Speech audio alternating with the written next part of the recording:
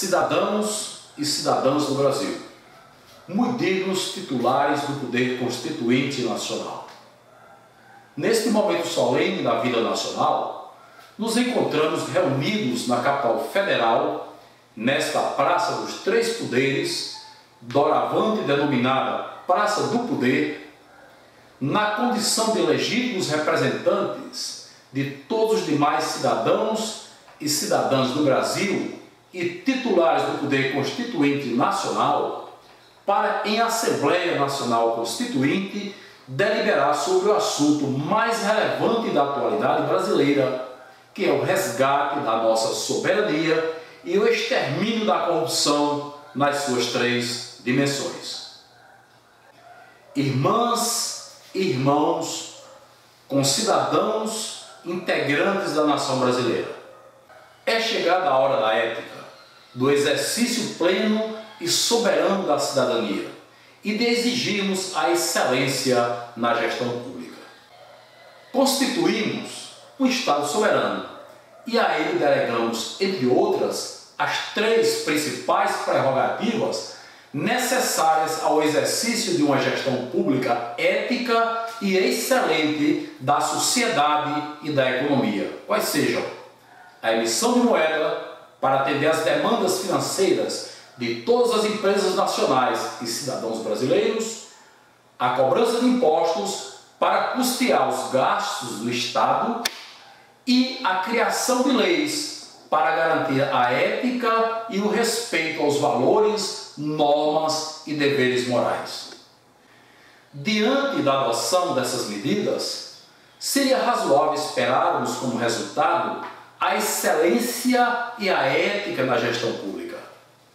A participação social na definição das prioridades econômicas e sociais e principalmente uma economia próspera e capaz de produzir riquezas suficientes para atender às necessidades básicas sociais enquanto exigências fundamentais da vida da nação para que esta pudesse, com ordem, seguir sua caminhada evolutiva rumo ao progresso e à paz. De boa fé, a nossa nação tem elegido governos acreditando-os como os melhores para a condução do Estado no cumprimento da sua importante missão. A todos temos pago regiamente os melhores salários. No entanto, o que temos presenciado?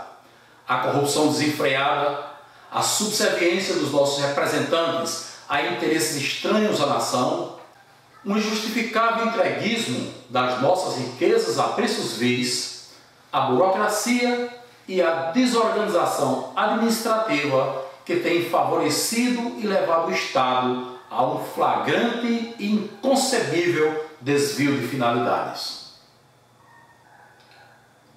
Os graves problemas decorrentes dos desvios de finalidades do Estado. A prerrogativa de emissão de moeda, delegada ao Estado para atender às demandas financeiras de todas as empresas nacionais e cidadãos brasileiros, irresponsavelmente, sem o mínimo escrúpulo e sem consulta à nação, foi entregue às oligarquias financeiras internacionais. Com isso, a Casa da Moeda e o Banco Central, que é a nossa mina de dinheiro e nossa liberdade, foram cedidas graciosamente aos nossos concorrentes, quiçá até inimigos da nação brasileira. Assim, as nossas galinhas dos ovos de ouro e todo o nosso galinheiro foram entregues aos cuidados das mais espertas raposas. Com o pé no freio na nossa economia, pessoas estranhas da nação, de fora, muito distantes, e sem qualquer compromisso para com o crescimento e o desenvolvimento econômico e social em nosso país, a quem denominamos coisa, a coisa, gente, é a coligação das oligarquias internacionais S.A. Ela está impondo e os nossos subservientes governos aceitando inaceitáveis restrições creditícias aos nossos empresários. E estes, sem as mínimas condições para realizar uma gestão saudável dos seus negócios, estão sendo compelidos a pagar salários de fome aos nossos trabalhadores, que são seus amigos e colaboradores, gerando assim um clima permanente de desconfiança discórdia e desarmonia nos seus sagrados ambientes de trabalho, que são as empresas nacionais.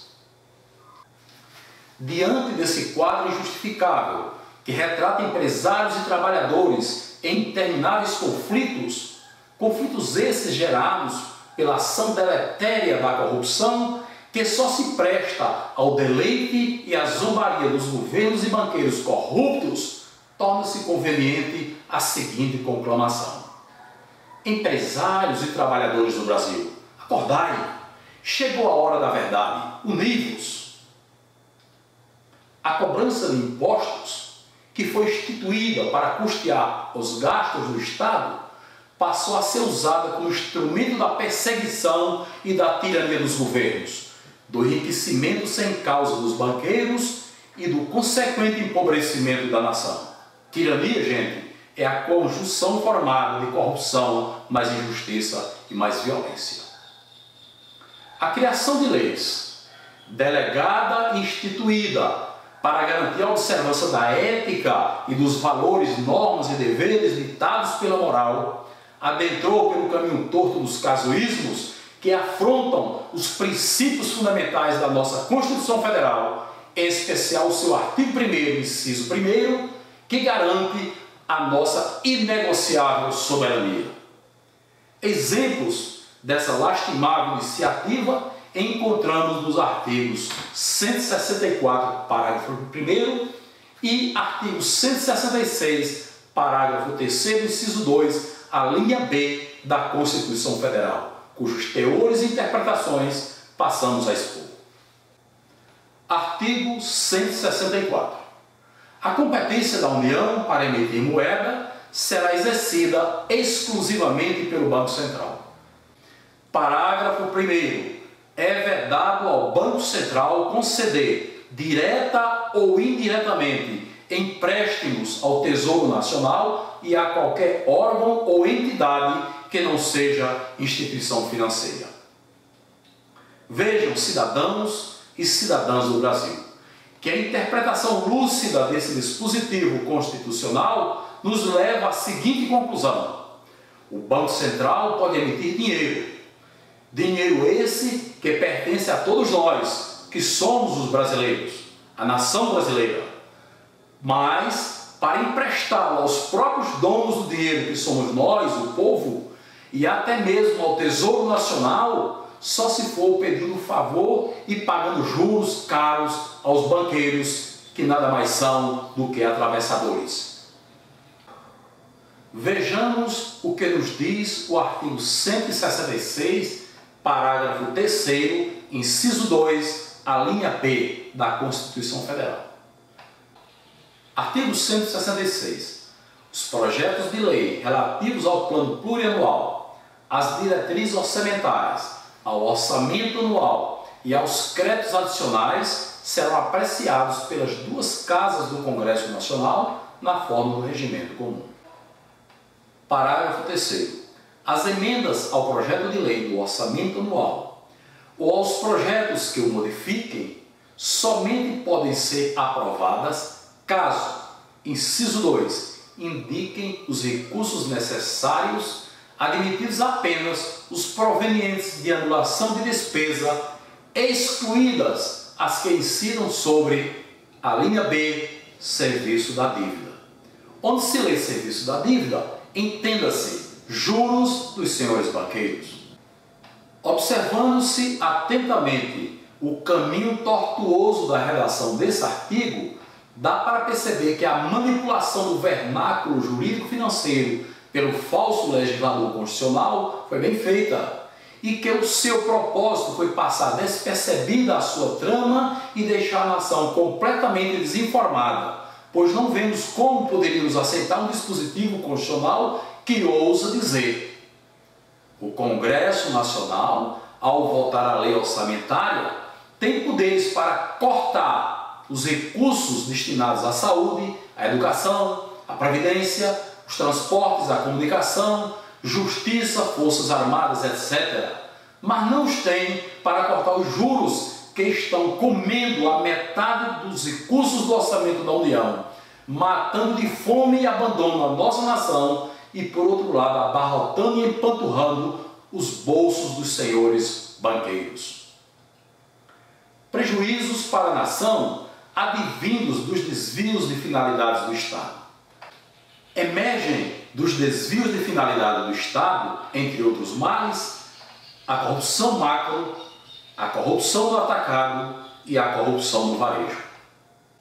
A corrupção macro, absurda e intolerável, se manifesta em forma de garrote, que é uma trava imposta à emissão de moeda e aos investimentos, freando e travando o crescimento e o desenvolvimento econômico e social da nação. Os imensos prejuízos materiais e morais que disso decorrem alcançam valores vultosos e superiores a 10, 20, quem sabe até mais de 30 trilhões de reais por ano. Valores estes que bem poderiam ser tomados como parâmetros para o nosso orçamento anual, ao invés dos míseros 2,5 trilhões anuais. Afora os prejuízos decorrentes da desnacionalização da nossa economia. Como consequência desse crime de lesa pátria, a nação brasileira, o nosso povo, está vivendo em cidades mal locadas e mal construídas, poluídas, congestionadas e sem a infraestrutura básica necessária.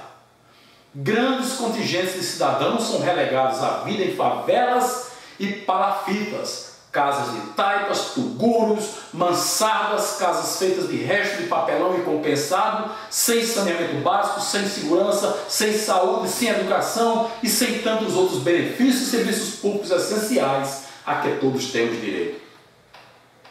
Pressionadas pela elevada e impagável carga tributária e pelas inconcebíveis restrições de crédito, as empresas nacionais e os nossos empresários estão sendo compelidos ao encolhimento, ao medo da perseguição dos governos e da falência, enquanto têm que enfrentar a concorrência desleal dos monopólios e oligopólios internacionais. Os salários aviltantes e o subemprego campeiam no seio da classe trabalhadora.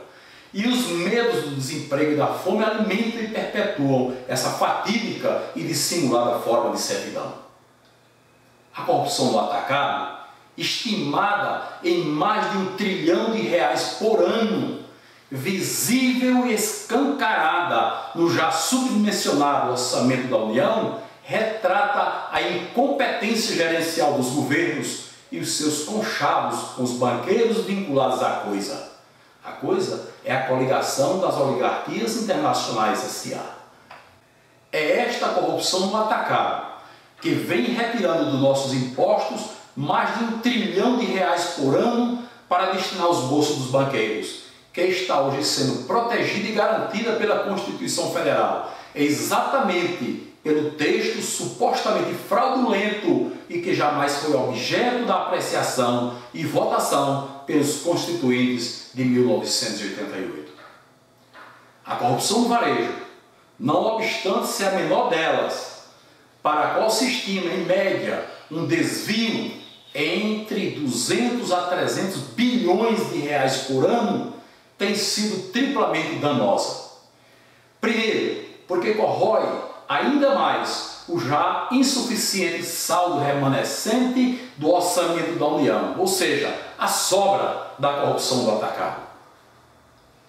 Segundo, porque macula o bom nome e a honradez das pessoas de bem, integrantes da nação brasileira, hoje vítimas de chacotas e generalizações irresponsáveis perante a opinião pública internacional. E terceiro, porque está sendo utilizada como boi de piranhas para confundir e desviar a atenção da opinião pública nacional dos graves efeitos gerados pela corrupção macro e no atacado. Diante da verdade desses fatos, trazida agora para o conhecimento dos cidadãos e cidadãs do Brasil, legítimos titulares do poder constituinte nacional, o que tem a dizer as nossas autoridades, ocupantes das 3 esferas do poder constituído? Perguntamos à senhora Presidenta da República e aos seus antecessores que razões têm levado os nossos presidentes e seus ministros a aceitarem passivamente a corrupção macro, que está impondo o subdimensionamento do orçamento da União na parte destinada aos investimentos essenciais à construção da nossa infraestrutura e ao fortalecimento das empresas nacionais e do mercado interno. Que razões têm levado os nossos presidentes e seus ministros a aceitarem passivamente a corrupção no atacado, que se encontra estampada e escancarada no orçamento da União, no qual observamos a destinação de metade dos seus recursos para encher os bolsos dos banqueiros em detrimento dos interesses nacionais, apenas para pagamento de juros e amortizações de uma dívida de procedência suspeita e que jamais foi auditada? Perguntamos aos senhores senadores e deputados, a quem temos pagos regiamente excelentes salários, principalmente para fiscalizarem e evitarem a corrupção em todas as suas dimensões. Que razões os têm levado a fazerem vista grossa e aceitarem passivamente a corrupção macro, a corrupção no atacado e até favorecerem e induzirem, com a lei do orçamento impositivo, a corrupção no varejo? Porque os senhores senadores e deputados, diretamente responsáveis pela fiscalização e transparência da gestão pública, foram e continuam sendo os primeiros coniventes com os procedimentos espúrios do Banco Central de sonegar informações à nação relacionadas às fontes e irregularidades do endividamento público e principalmente de esconder os nomes dos que se dizem credores da nossa dívida externa e interna. Por que tanto empenho na observância e no cumprimento dos artigos 164 e 166 da Constituição Federal e tanta negligência em relação ao artigo 26 do ato das disposições constitucionais transitórias, que exige a realização do exame analítico e pericial dos atos e fatos geradores do endividamento brasileiro? Quanto tempo os nossos representantes, senadores e deputados, acreditam que a nossa nação vai tolerar tanto omissão, passividade e até conivência com tanta roubalheira?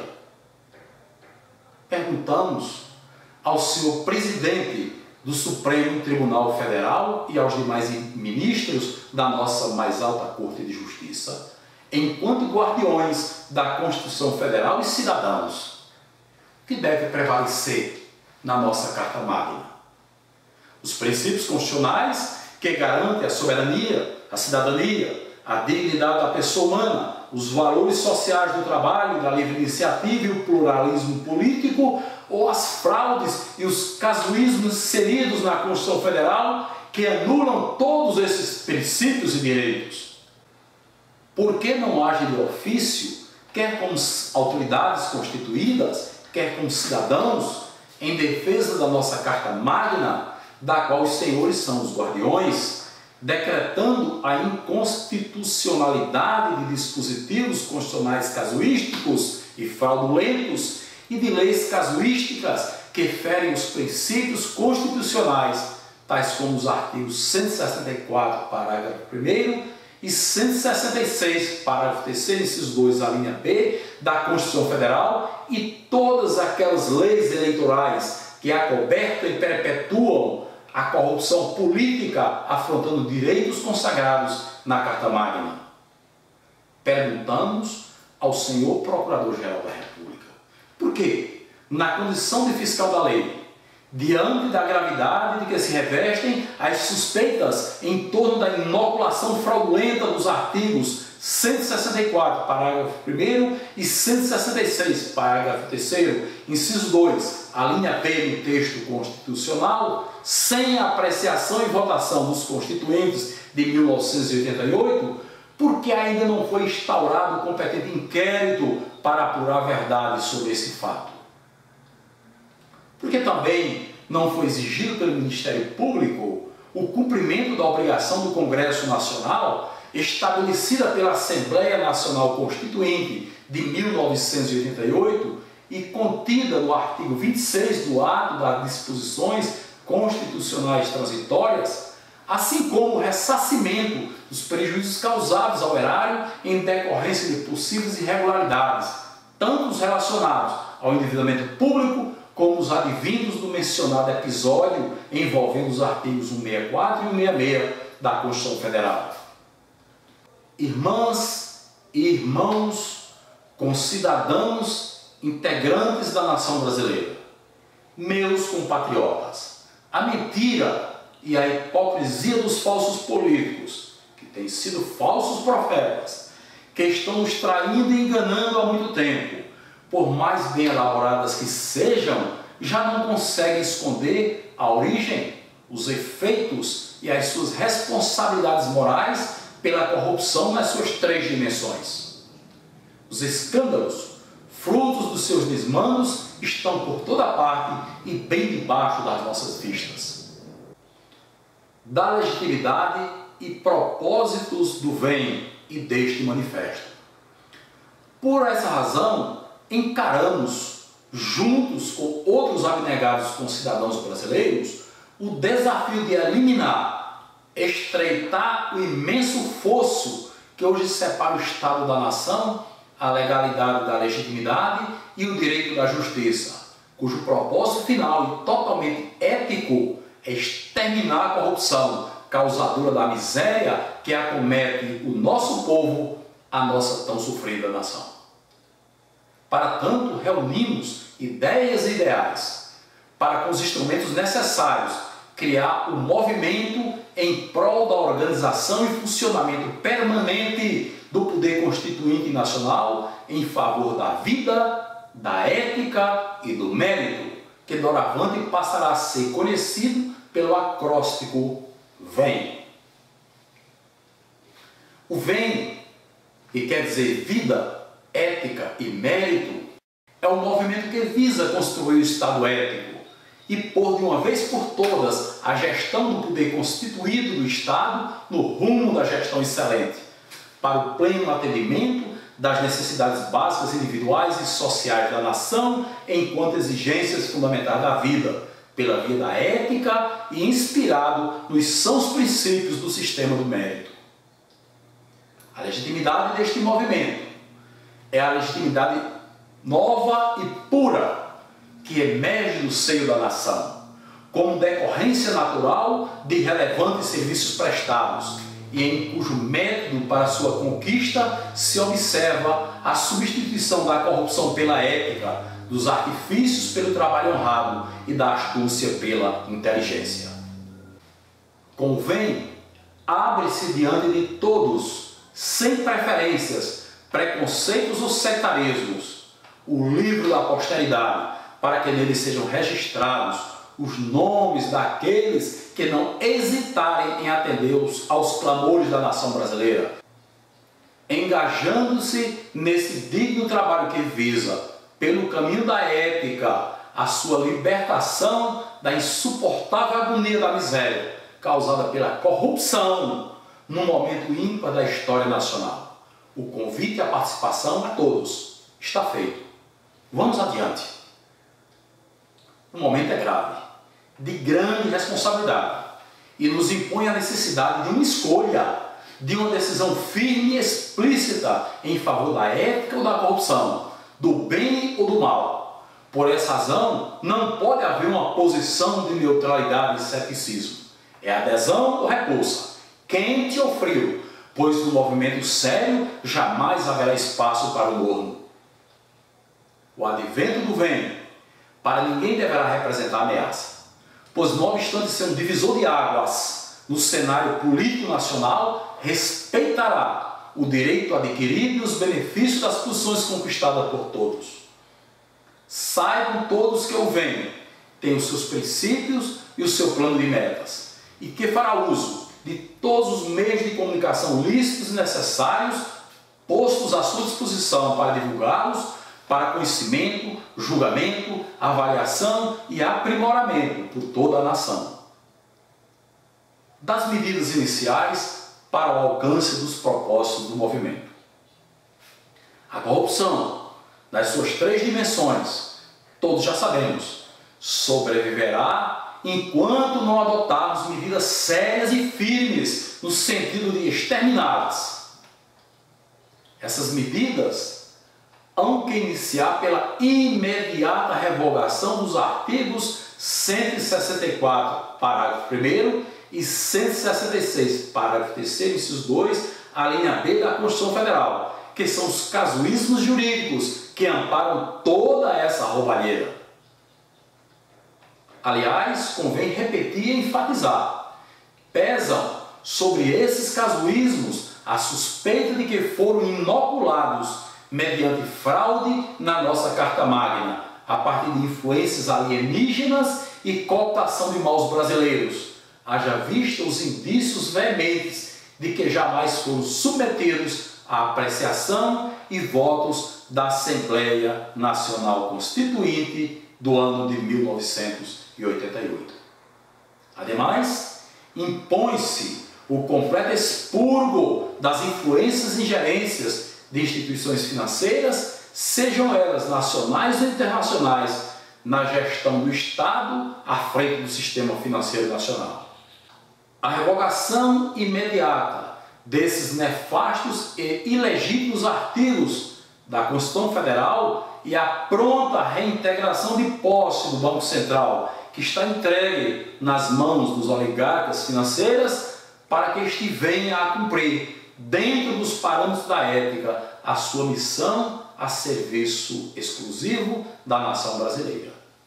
Diante de tudo quanto foi exposto, e para oficializar as medidas que se fazem necessárias para a extirpação da corrupção no texto constitucional e da vida nacional e torná-las eficazes, submetemos à apreciação para aprovação dessa Assembleia Nacional Constituinte o projeto de emenda constitucional cujo teor será apresentado a seguir. Salve o dia de Corpus Christi, nesta Praça do Poder em Brasília, em 19 de junho do ano de 2014. Vamos adiante, vamos a essa grande festa. Eu sou Francisco Inairo Gomes Nascimento, presidente do VEM, o Movimento da Vida, da Ética e do Mérito, que é um movimento em prol da organização do Poder Constituinte Nacional. Muito obrigado.